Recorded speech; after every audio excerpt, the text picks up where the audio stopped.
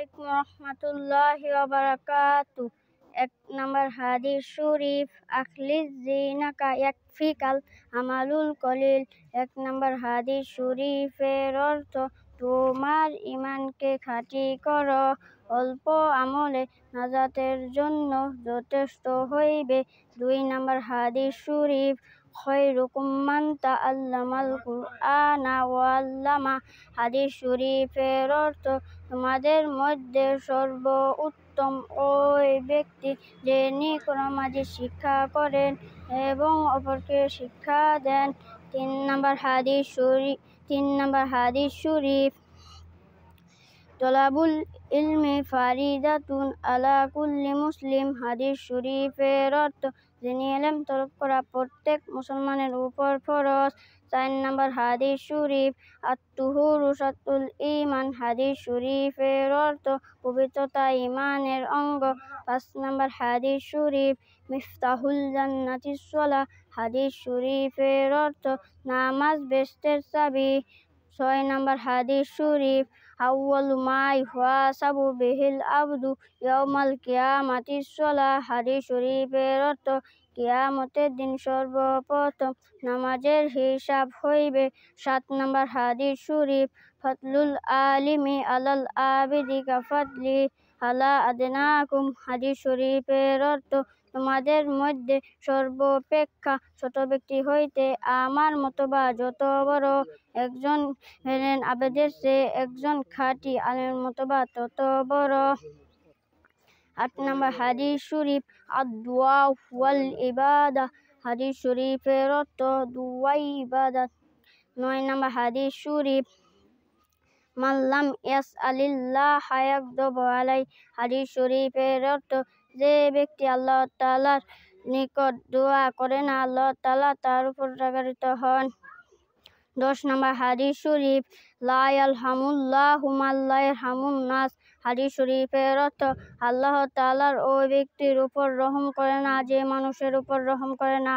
১১ নম্বর হাদিস শরীফ, আল মুসলিমু মান সালিমাল মুসলিমুনা মিন লিসানি ওয়া ইয়াদিহি। হাদিস শরীফের অর্থ, খাঁটি মুসলমান ওই ব্যক্তি যার হাত ও মুখ হইতে অপর মুসলমান নিরাপদ থাকে। ১২ নম্বর হাদিস শরীফ, হুব্বুদ দুনিয়া রুকসু কুল্লি খতিয়া। হাদিস শরীফের অর্থ, দুনিয়ার মহব্বত সমস্ত গুনাহের মূল। ১৩ নম্বর হাদিস শরীফ, ইন্নামাল আমালু বিল খাওয়াতিম। হাদিস শরীফের অর্থ, শেষ আমলই নির্ভরযোগ্য। ১৪ নম্বর হাদিস শরীফ, তুহফাতুল মুমিনিল মাউত। হাদিস শরীফের অর্থ, ঈমানদারের জন্য মৃত্যু উপহার স্বরূপ।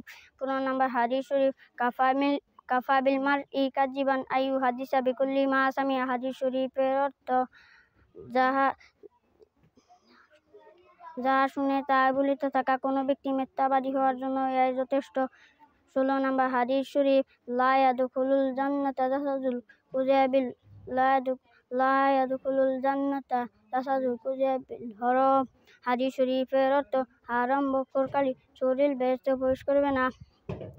১৭ নম্বর হাদিস শরীফ, বাল্লিগু আন্নী ওয়ালাউ আয়া। হাদিস শরীফের অর্থ, আমার পক্ষ হইতে একটি বাণী হলেও পৌঁছাইয়া দাও। ১৮ নম্বর হাদিস শরীফ, মান সামাতা নাজা। হাদিস শরীফের অর্থ, যে চুপ থাকে সে নাজাত পায়। ১৯ নম্বর হাদিস শরীফ, ইন্নামাল আমালু বিল-নিয়াতি। হাদিস শরীফের অর্থ, সমস্ত কাজ নিয়তের উপর নির্ভরশীল করে। ২০ নম্বর হাদিস শরীফ, লা ইয়াদখুলুল জান্নাতা কত্তাতুন। হাদিস শরীফের অর্থ, সকল খুন বেহেশতে প্রবেশ করিবে না।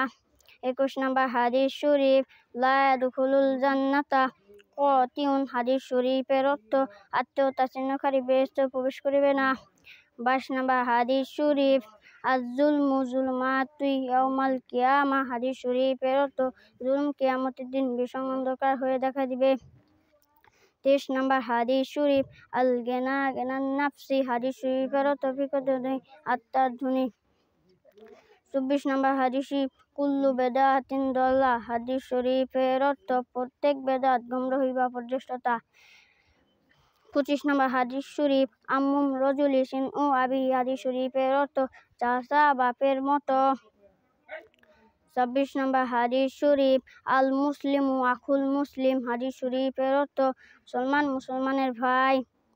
27 নম্বর হাদিস শরীফ, হাব্বুল বেলাদি আলাল্লাহি মাসাজিদুহা ও হাব্বুল বেলাদি